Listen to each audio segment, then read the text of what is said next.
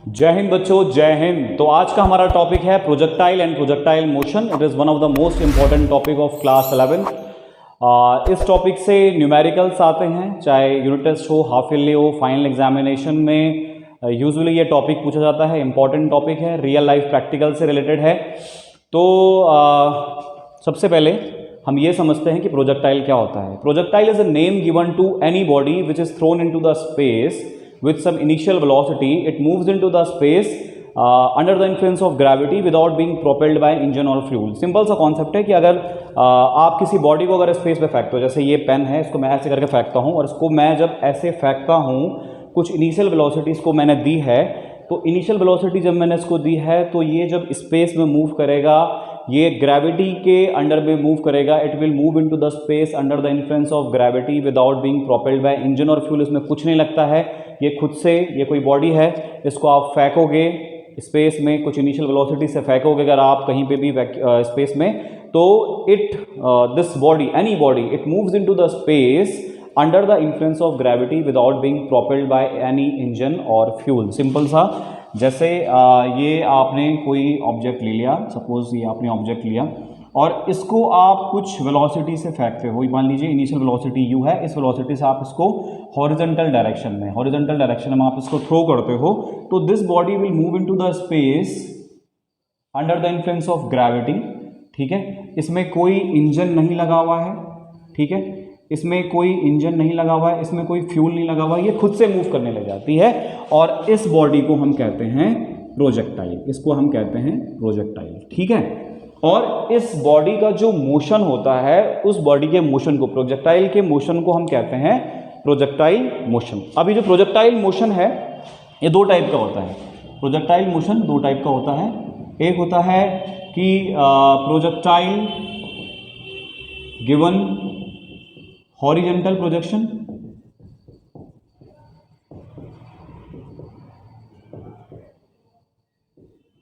और एक होता है प्रोजेक्टाइल गिवन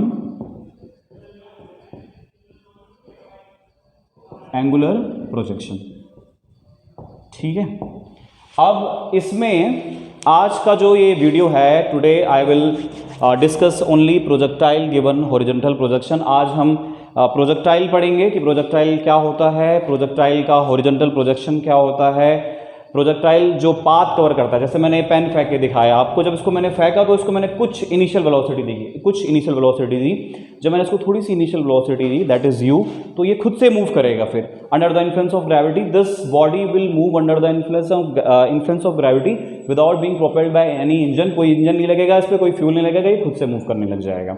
तो हम प्रोजेक्टाइल मोशन में आज हम पढ़ेंगे projectile and the projectile given horizontal projection. जब प्रोजेक्टाइल को हम हॉरिजॉन्टल प्रोजेक्शन देते हैं, और उसमें हम पढ़ेंगे ट्रेजेक्ट्री ऑफ प्रोजेक्टाइल। ट्रेजेक्ट्री मतलब होता है पाथ ऑफ प्रोजेक्टाइल। और हम पढ़ेंगे time of flight of projectile, और हम पढ़ेंगे हॉरिजॉन्टल डिस्टेंस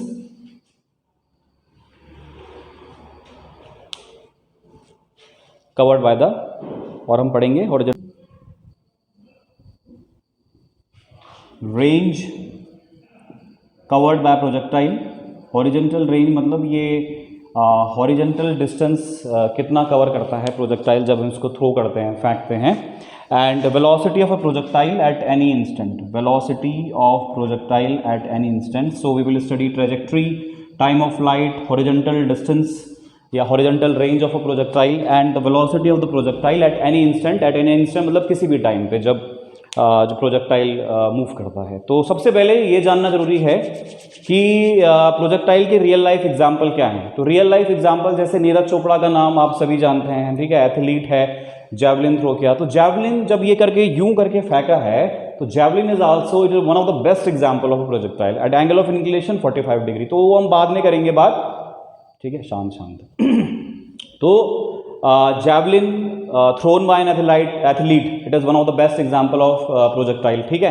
दूसरा, any body dropped from aeroplane, ठीक है, किसी भी, जैसे एरोप्लेन से कुछ आपने बॉडी ऐसे ये करके एरोप्लेन जा रहा है और आपने यूं करके नीचे ऐसे करके कुछ फेंक दिया। या bomb dropped by soldier from and army jet, it is one of the best example of projectile, ठीक है। और ये आपका bullet fired from a rifle, तो ये रियल लाइफ एग्जाम्पल हैं प्रोजेक्टाइल के। तो इसको आप डिटेल में पढ़ते हैं कि प्रोजेक्टाइल क्या होता है।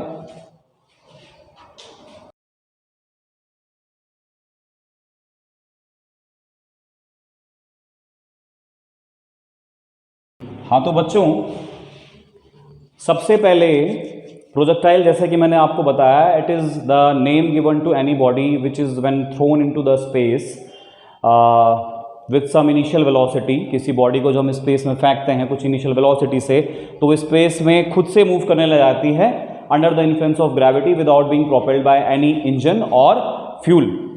लेकिन प्रोजेक्टाइल में एक प्रिंसिपल लगता है जिसे हम कहते हैं principle of physical independence. Principle of physical independence.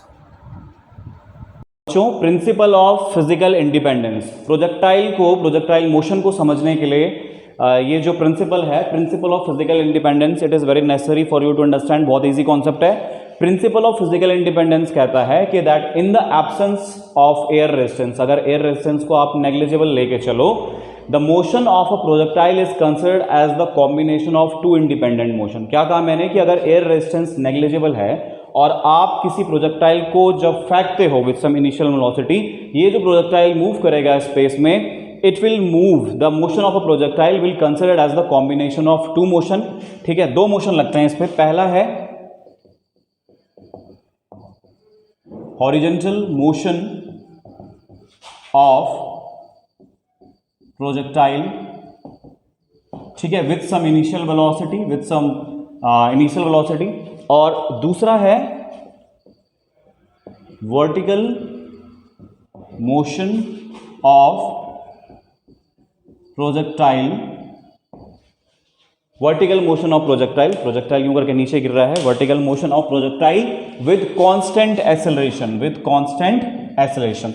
तो कोई भी प्रोजेक्टाइल जब स्पेस में मूव करता है ना, प्रोजेक्टाइल तो मैंने आपको बता दिया, projectile is a name given to any body which is thrown into the space with some initial velocity, it start moving into the space under the influence of gravity without being propelled by engine और fuel. तो projectile किसी भी body को कह सकते हो, examples मैंने आपको बता दी, ठीक है। तो प्रोजेक्टाइल जब मूव करता है स्पेस में, the motion of a projectile is considered as the combination of these two motion, एक तो हॉरिजॉन्टल मोशन और vertical motion. Horizontal motion of a projectile with some initial velocity and vertical motion of a projectile with constant acceleration, ठीक है। इसका best example दूंगा मैं आपको, दूंगा एग्जांपल। ये दोनों मोशन जो हैं, ये दोनों एक दूसरे को इफेक्ट नहीं करते हैं। Horizontal motion does not effect the vertical motion of a projectile and vertical motion of a projectile does not effect the horizontal motion. जैसे कि मान लीजिए आप क्या करते हैं, आप छत में चले गए अपने, ये आपका घर है, घर का मतलब ऐसे बनाया मैंने, ये बिल्डिंग है, आप इस बिल्डिंग में चढ़ गए, ठीक है, यहाँ से चढ़ गए, सीढ़ियाँ बनाते हैं यहाँ पे, ये सीढ़ी है, ठीक है, यहाँ इस सीढ़ी में चढ़ के और यहाँ पहुँच गए, तो यहाँ पे खड़े हो गए, ठीक है। ये है मानव यहाँ पे खड़ा हो गया, ठीक है। यहाँ से क्या करता है, एक बॉल को तो ये डायरेक्टली ऐसे नीचे गिराता है, ठीक है, बॉल है इसके हाथ में, इसको ये यूं फेंकता है नीचे को, और दूसरी बॉल को ये हॉरिजॉन्टल डायरेक्शन में, मतलब ऐसे करके, एक बॉल तो ये यूं करके फेंकता है मानव, और दूसरी बॉल को ये यूं करके फेंकता है, नीचे फेंकता है, ऐसे करके यूं नीचे फेंकता है। So what you will examine here, आप ये देखोगे that both the ball will reach to the ground at the same time, both the ball will reach to the ground at the same time, but both the ball will reach on different places, ठीक है, different places। so यहाँ पे क्या concept है कि vertical motion is not affected by horizontal motion and horizontal motion is not affected by vertical motion, ठीक है। यहाँ से मानव ने बॉल फेंकी डायरेक्टली नीचे, ठीक है, this is the surface of a ground, ball यहाँ पे पहुँचती है, दूसरी बॉल को यूं करके फेंकता है, ऐसे करके फेंकता है, बॉल पहुंचती है बट एट डिफरेंट प्लेसेस। तो यहाँ पे तुम देख सकते हो कि vertical motion is not affected by horizontal motion and horizontal motion is not affected by vertical motion. Both the motions which are acting on the projectile does not affect each other. तो यही physical independence है, आपका principal of physical independence है, ठीक है। अब क्या है बच्चों, अब हम कुछ एजम्पशंस लेके चलेंगे प्रोजेक्टाइल मोशन को समझने के लिए। There are some of the assumptions, वो हम लेके चलते हैं, बहुत सिंपल एजम्पशंस हैं, पहला ये है कि एजम्पशन, ये हम मान के चलते हैं, ठीक है, एज्यूम करके चलते हैं। पहली बात हम ये लेके चलते हैं कि प्रोजेक्टाइल जब मूव करता है स्पेस में उस टाइम पे जो एयर रेजिस्टेंस है वो नेग्लिजिबल होना चाहिए। There should be no air resistance acting on the projectile, ठीक है। एक तो एयर रेजिस्टेंस को AR रख देता हूँ मैं, AR, ठीक है। ये जो है ये बिल्कुल नहीं होना चाहिए, एयर रेजिस्टेंस नहीं होना चाहिए, ठीक है। और दूसरा है कि अर्थ के कर्वेचर के कारण, अर्थ के कर्वेचर के कारण, कर्वेचर पता है ना, अर्थ का कर्वेचर जैसे ये है, अर्थ का कर्वेचर, दिस इज कर्व ना, कर्व ये, अर्थ के कर्वेचर के कारण प्रोजेक्टाइल के मोशन में कोई इफेक्ट नहीं पड़ता। There is no effect on the projectile, on the motion of a projectile due to the curvature of earth, ठीक है। तो कर्वेचर लिख रहा हूं मैं सीधे, notes you will get afterwards. Curvature of earth के कारण प्रोजेक्टाइल मोशन पे कोई प्रभाव नहीं पड़ता। There is no effect on the motion of a projectile due to curvature of earth. तीसरा पॉइंट ये है कि due to rotation of earth, earth के घूमने से, due to rotation of earth, earth के रोटेट होने से, there is no effect on the motion of a projectile. Rotation of earth does not affect the projectile motion. This is your third assumption. Note कर लो तुम पीछे, हाँ, ठीक है। तो rotation of earth does not affect the projectile motion. And the last is for any, जब देखो projectile जब मूव करता है ना, प्रोजेक्टाइल जब स्पेस में मूव करता है वो पर्टिकुलर पाथ में मूव करता है। जैसे मैंने इसको फेंका तो ये पाथ हो गया इसका, यहाँ से यहाँ से फेंकता हूँ यूँ करके, तो ये करके ये इसका पाथ है ना। जैसे इसने, मानव ने इस बॉल को फेंका तो ये बॉल मूव करके ये करके यहाँ पहुँच रही है ना। तो ये जो पाथ होता है प्रोजेक्टाइल को, उसको हम बोलते हैं ट्रेजेक्ट्री। तो trajectory is the path of a projectile और path followed by projectile during its motion. तो चौथा जो अजम्पशन है कि for any point of the trajectory, ठीक है, acceleration remains constant. Acceleration is constant both in magnitude and direction, ठीक है। कहने का मतलब है कि प्रोजेक्टाइल का जो मोशन होता है, जैसे ये मान लीजिए इसका ये पाथ है, यहाँ से यहाँ तक ये इसका पाथ है, this is the path followed by the projectile. अगर उसको हम इस पॉइंट से फेंकते हैं, मान लीजिए क्रॉस है, यहाँ से मैंने फेंका है, तो ये this is the path followed by the projectile.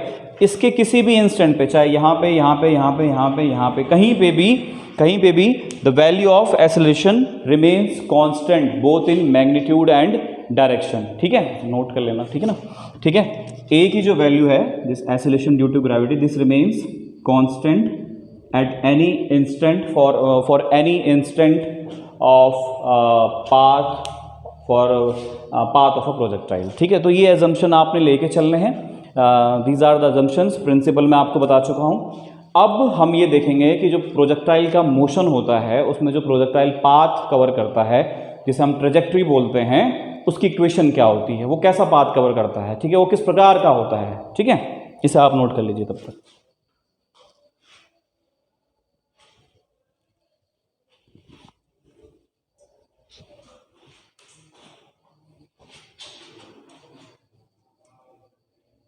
मैंने आपको बताया ट्रेजेक्ट्री,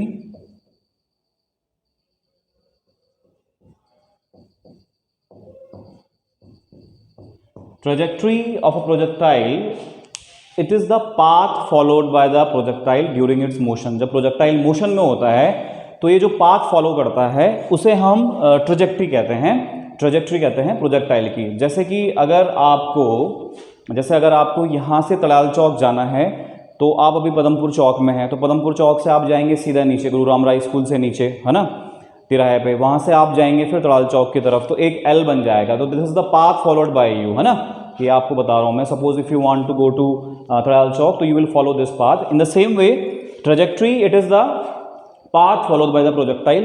तो कैसा पाथ फॉलो करता है, तो सबसे पहले आप यहाँ पे देखिए, तो मान लीजिए कि अंकित क्या करता है, सीढ़ियाँ चढ़ता है और इन सीढ़ियों पे चढ़ के अंकित यहाँ पे अपने घर की छत पे पहुँच जाता है अंकित, ठीक है। ये छत पे पहुँच गया अंकित। अब जब छत पे पहुँच गया तो अंकित जब छत पे पहुँच गया तो यहाँ से क्या करता है, ये यहाँ पे से एक पॉइंट से, यहाँ पे इस पॉइंट से, ओ पॉइंट से, ठीक है, अंकित क्या करता है, ये इसके हाथ हैं, इस ओ पॉइंट से ये एक बॉल को फेंकता है ऐसे करके, यूं करके नीचे फेंकता है, ठीक है। ये अंकित बॉल नीचे फेंकता है, ठीक है। ये ग्राउंड सरफेस है, ये अंकित ने बॉल फेंक दी, और ये जो बॉल है, ये जो ओ पॉइंट है, यहाँ से जब वो बॉल फेंकता है नीचे तो बॉल जाके यहाँ पे गिरती है सरफेस ऑफ द ग्राउंड पे, यहाँ पे the ball reaches to the ground at this point A. अब Ankit has thrown this ball from some height, तो let this height be h। यहाँ से यहाँ तक की हाइट जो है इसको हम h कंसिडर करते हैं। This is the height from where Ankit has thrown the ball, ठीक है। यहाँ से बॉल फेंकता है, जब ये बॉल फेंकता है तो कुछ ये उसमें Ankit has thrown this ball with some initial velocity in the horizontal direction, ठीक है। ये u वेलोसिटी से बॉल को फेंकता है इन the horizontal direction, u velocity से बॉल फेंकी हॉरिजॉन्टल डायरेक्शन में। उसके बाद एक बार वेलोसिटी दे दी, इनिशियल वेलोसिटी दी, उसके बाद जो है बॉल खुद से नीचे गिरने लग जाती है, ठीक है। So this is the height from where Ankit has thrown the ball, and Ankit has thrown the ball in the horizontal direction with some initial velocity u, ठीक है। The ball reaches to the ground at point A, ठीक है। और अब हमको ये पता करना है कि ये जो ट्रेजेक्ट्री है, प्रोजेक्टाइल का जो ट्रेजेक्ट्री है वो कैसा है, किस टाइप का है, इसका इक्वेशन क्या है, ठीक है। So this is the point where the ball reaches to the ground at time t time पे मान लीजिए बॉल पहुंचती है, ठीक है। और इसको हम ले लेते हैं, यहाँ पे हम पॉइंट ले लेते हैं कोई, the height, the distance of this point from the surface of ground हम ले लेते हैं यहाँ पे y ले लेते हैं, ठीक है। तो नाउ जो बॉल फेंकी गई है अंकित के द्वारा हॉरिजॉन्टल डायरेक्शन में इनिशियल वेलोसिटी u से, होता क्या है कि let at time t, after some time t, the ball reaches to the point p, ठीक है।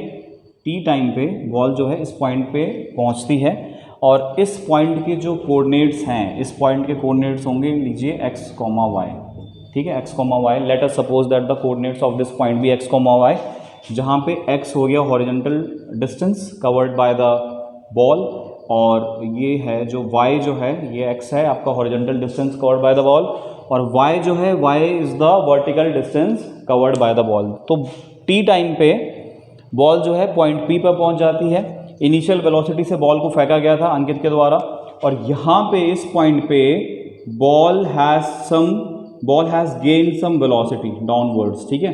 क्योंकि आपको बताया था मैंने कि when the projectile moves into the space it follows two motion, horizontal motion and vertical motion. Horizontal motion with some initial velocity and vertical motion with constant acceleration, and because of these two motions, because of the combined effect of horizontal and vertical motion, a projectile moves into the space. तो यहाँ पे जो है point P पे जो है ball has gain some velocity v, ठीक है। अब हम क्या करते हैं, इस वेलोसिटी को हम पहले इसको रिजॉल्व कर देते हैं। नाउ वी हैव रिजॉल्व, इसको रिजॉल्व करते हैं। ये आपका हो गया हॉरिजॉन्टल कंपोनेंट ऑफ वेलोसिटी, और ये ले लेते हैं हम वर्टिकल कंपोनेंट ऑफ वेलोसिटी, ठीक है।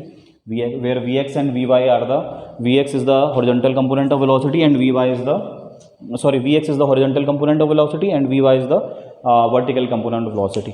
तो सबसे पहले हमें ट्रेजेक्ट्री फाइंड आउट करना है। We have to find out the trajectory, we have to find out the trajectory of this projectile, of this ball which is thrown by the Ankit with some initial velocity towards the ground, ठीक है।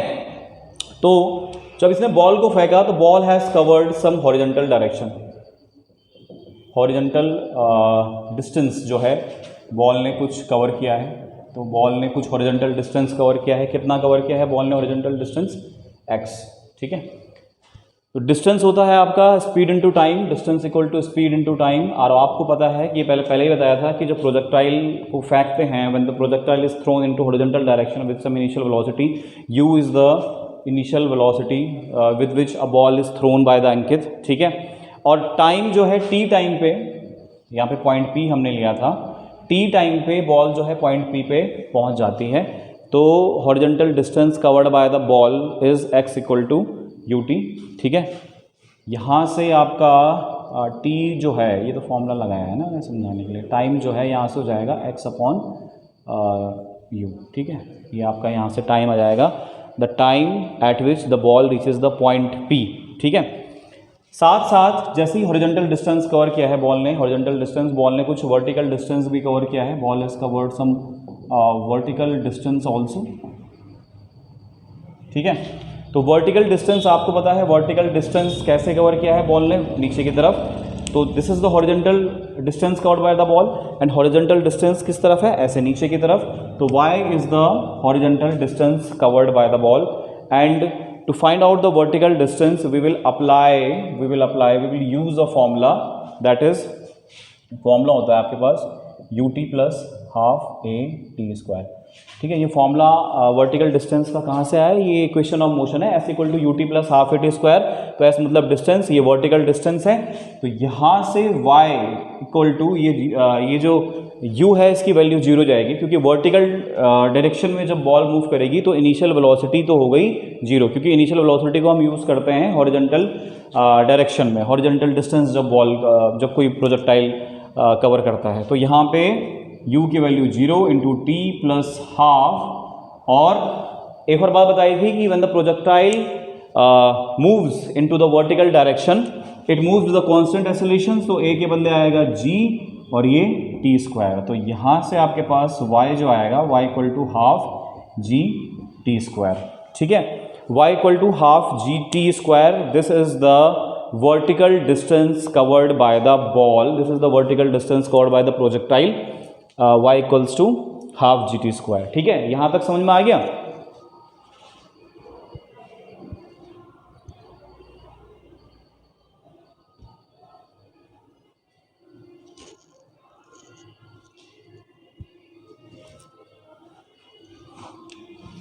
Now what we have to do, यहाँ पे ये जो vertical distance covered by the projector और ball को अंकित ने ball फेंकी थी, है ना, ये बताया था मैंने आपको, अंकित ने छत में आके बॉल को फेंका, he has given some initial velocity to ball, तो अब यहाँ पे क्या है, जो आपका हॉरिजॉन्टल डिस्टेंस में आपका जो x था, यानी कि horizontal distance it is the x covered by the x equal to U two, ये जो वैल्यू आई थी this is the horizontal distance covered by the ball, यहाँ से आपने टाइम का वैल्यू निकाला था that t equals to x upon U, तो ये value t equals to x upon U, इसको आप यहाँ पे पुट कर दीजिए, तो y equals to 1 upon T G और x अपॉन यू का स्क्वायर, तो y equal to 1/2 G X square upon U square, this you will get, this is the, ठीक है, इक्वेशन। अब इस इक्वेशन में जो कांस्टेंट है उसको हम साइड, तो बच्चों यहाँ पे जो 1/2 जी अपॉन यू स्क्वायर, यहाँ पे g आपके पास कांस्टेंट है, acceleration due to gravity, u initial velocity ये कांस्टेंट है, अंकित ने कुछ इनिशियल वेलोसिटी से बॉल को नीचे फेंका था, मतलब फेंका तो हॉरिजॉन्टल डायरेक्शन में था, वो बॉल जाके नीचे गिरी, तो u आपके पास कांस्टेंट है, जो कांस्टेंट टर्म है वो हमने साथ ले ली है, तो इसको आप लिख सकते हैं y equals to k x square, where y is a quadratic function of x, y is a quadratic function of x, और इस इक्वेशन को अगर आप ठीक से देखें तो this is a equation of parabola, parabola की इक्वेशन होती है ना, y इक्वल्स टू a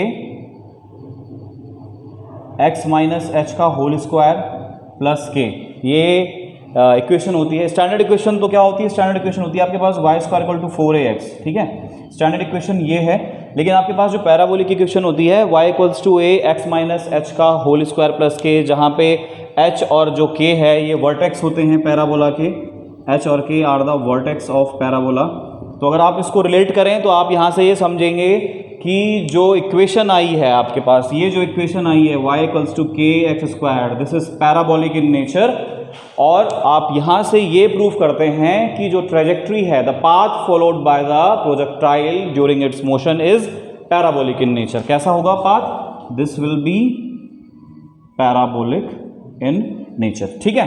तो यहाँ तक जो है तुम्हें समझ में आ गया होगा, इसे नोट करो फटाफट। After that we will study the time of flight, we will study time of flight of the projectile, क्या होता है बताता हूँ, इसे नोट करो फटाफट। What is time of flight, time of flight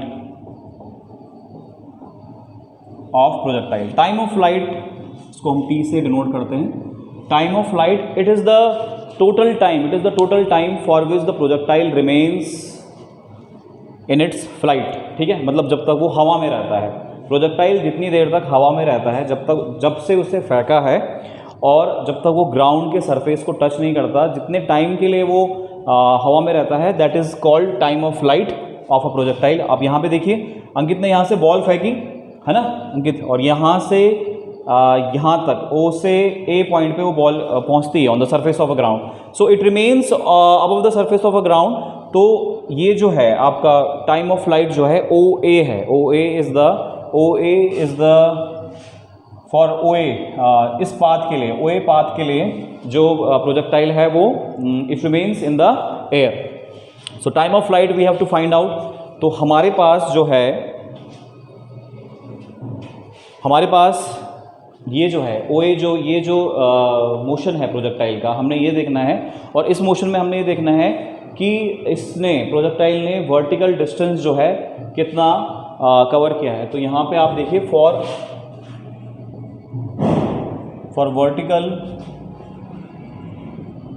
downward motion of a projectile, for vertical downward motion of a projectile हम equation of motion जो 3 इक्वेशन ऑफ मोशन है, 3 ही है वैसे, 4 भी है, nth term and distance covered by the body in the nth term, वो भी पढ़ते हैं हम लोग, तो बेसिकली 3 ही होती हैं। तो फॉर वर्टिकल डाउनवर्ड मोशन के लिए हमारे पास हम एक फॉर्मूला यूज़ करेंगे, एक फॉर्मूला होता है S = UT + ½ AT², है ना, इक्वेशन ऑफ मोशन का। तो इसमें S = UT + ½ AT² में वर्टिकल डाउनवर्ड मोशन में, जैसे कि आपको बताया था, h is the vertical height from where the ball is thrown, तो s के बदले आ जाएगा h, u 0 × t। अच्छा 0 u 0 क्यों यहाँ, ये u जो है वो 0 क्यों हुआ अंकिता? हाँ बिल्कुल सही, कि वर्टिकल डाउनवर्ड मोशन के लिए जो इनिशियल वेलोसिटी है वो u 0 जाएगा, क्योंकि बॉडी को तो हॉरिजॉन्टल डायरेक्शन में जब उसने फेंका था, अंकित ने यहाँ से यूं करके फेंका था, तो उस टाइम पे इनिशियल वेलोसिटी दी थी u थी। उसके बाद तो बॉडी अपने आप under the influence of gravity body खुद से मूव करने लग जाती है, और P पॉइंट पे बॉडी V वेलोसिटी अचीव कर लेती है। फिर V वेलोसिटी जो वेलोसिटी इसको हम रिजॉल्व करते हैं हॉरिजॉन्टल कंपोनेंट, वर्टिकल कंपोनेंट, इसको x कंपोनेंट भी कह सकते हो, y कंपोनेंट भी कह सकते हो, है ना। रेजोल्यूशन आपको पढ़ा रखा है, ठीक है, जिसको नहीं आता वो पूछ लेना, ठीक है।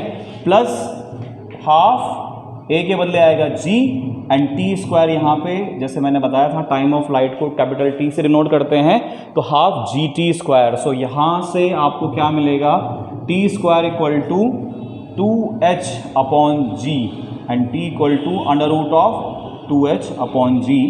This is the time for which the projectile remains into the space, ठीक है। ये वो टाइम है जितने टाइम के लिए प्रोजेक्टाइल जो है हवा में रहता है, it remains into the space, जब से उसको फेंका हुआ होता है, ठीक है, थ्रो किया होता है। So this is time of flight of a projectile, so please note it down. उसके बाद हम देखते हैं कि what is the horizontal range covered by the projectile, horizontal range, ठीक है, हॉरिजॉन्टल रेंज क्या होता है? It is the maximum horizontal distance covered by the projectile during its time of flight. Time of flight के time of flight जिस time पे projectile हवा में रहता है, स्पेस में रहता है, उस टाइम पे जो मैक्सिमम हॉरिजॉन्टल डिस्टेंस होता है जो प्रोजेक्टाइल ने कवर किया होता है उसको हॉरिजॉन्टल रेंज कहते हैं। इसको कैपिटल R से डिनोट करते हैं, और काफ़ी कंजेस्टेड हो रहा था इसलिए मैंने मिटा दिया, दोबारा से बना देते हैं यहाँ पे डायग्राम। ये जो है आपका इस हाइट से, h हाइट से O पॉइंट से एक बॉल को फेंका गया था, ठीक है, और बॉल जो है A पॉइंट पे नीचे गिरी थी बॉल, ये जो है ऐसे करके, और यहाँ पे P पॉइंट पे हमने वो निकाला था, रेजोल्यूशन किया था वेलोसिटी का। At time t the ball reaches at point P, और यहाँ पे जो है उसकी वेलोसिटी, फेंका तो बॉल को यूँ था हॉरिजॉन्टल डायरेक्शन में with some initial velocity, horizontal direction में ऐसे, और P पॉइंट पे जो कोऑर्डिनेट्स हम लेके चलते हैं x, y, और P पॉइंट T टाइम पे बॉल जो है पॉइंट P पे पहुँचती है, और हॉरिजॉन्टल डिस्टेंस हमें निकालना है, हॉरिजॉन्टल रेंज निकालना है। तो हॉरिजॉन्टल डिस्टेंस P पॉइंट पे जो है x, और वर्टिकल डिस्टेंस जो है P पॉइंट पे वो है y। यहाँ पे जो बॉडी की जो वेलोसिटी है वो v हो जाती है, body gain some velocity that is v at point P। यहाँ पे हमने रिजॉल्व किया था, रेजोल्यूशन आपको पता है, ये vx और ये इस तरफ vy, ठीक है। Now what we have to find out here? Now we have to find out the horizontal range. Horizontal range is the maximum horizontal distance covered by the projectile. तो यहाँ से लेकर यहाँ तक का जो डिस्टेंस है, this is the horizontal range. This is the maximum horizontal distance covered by the projectile during its time of flight. तो उसको निकालना है, तो उसको फाइंड आउट करना है. तो हॉरिजॉन्टल रेंज के लिए वी हैव टू कंसिडर, हम क्या कंसिडर करते हैं? Horizontal distance, horizontal distance covered by the projectile. आपको पता है हॉरिजॉन्टल डिस्टेंस कितना कवर किया है? यहाँ पे x horizontal distance x cover किया है. तो डिस्टेंस इक्वल टू क्या होता है? Speed into time. तो हॉरिजॉन्टल डिस्टेंस की जब हम बात कर रहे हैं, यानी कि हम हॉरिजॉन्टल मोशन की बात कर रहे हैं, ठीक है. और horizontal motion when the projectile is moving horizontally, उस टाइम पे जो वेलोसिटी होती है कितनी होती है? इनिशियल वेलोसिटी u होती है. तो हॉरिजॉन्टल डिस्टेंस की हम बात कर रहे हैं, distance equal to speed into, और क्या कहा था? Horizontal range. Horizontal range it is the maximum horizontal distance covered by the projectile during its time of flight. यानी कि टाइम कितना आएगा? Capital T. अभी हमें कुछ नहीं करना है. मैक्सिमम हॉरिजॉन्टल डिस्टेंस x को हम r से डिनोट करेंगे, u इंटू, और t जो है टाइम ऑफ फ्लाइट, और टाइम ऑफ फ्लाइट का वैल्यू आपने अभी फाइंड आउट किया था, that is under root of 2h upon g. ठीक है. So this is your horizontal distance covered by the projectile during its time of flight. ठीक है, इसे नोट कर लीजिए आप.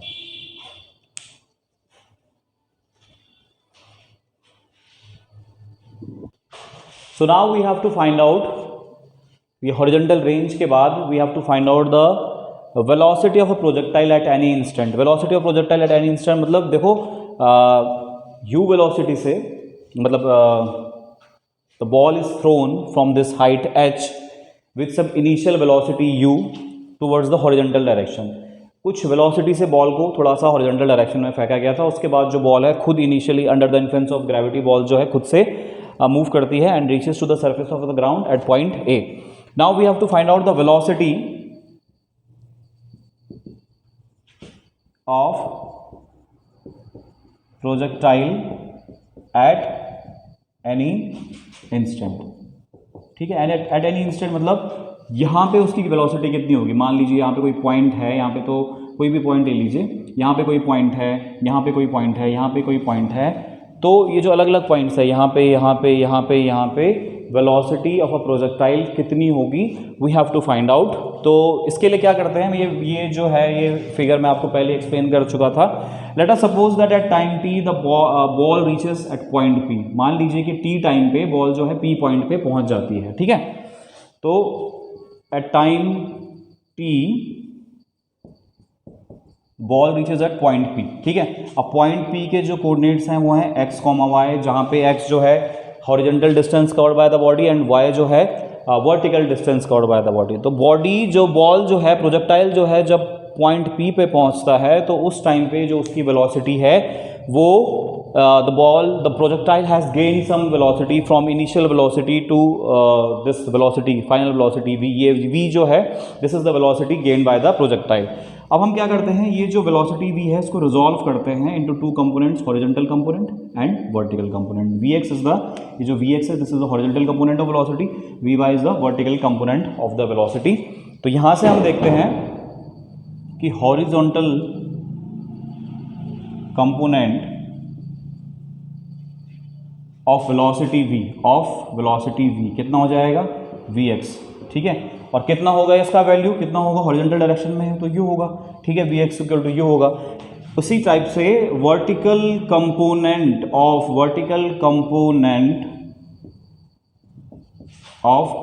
वेलोसिटी v कितना होगा? vy होगा. vy this is the vertical component of velocity. देखो पॉइंट P है, पॉइंट P पे जो प्रोजेक्टाइल की वेलोसिटी है वो v है, तो हॉरिजॉन्टल कंपोनेंट ये है, वर्टिकल कंपोनेंट नीचे को है, vy है. ठीक है, इसका वैल्यू कितना होगा? हमारे पास इक्वेशन ऑफ मोशन है, होता है ना v equals to u plus at.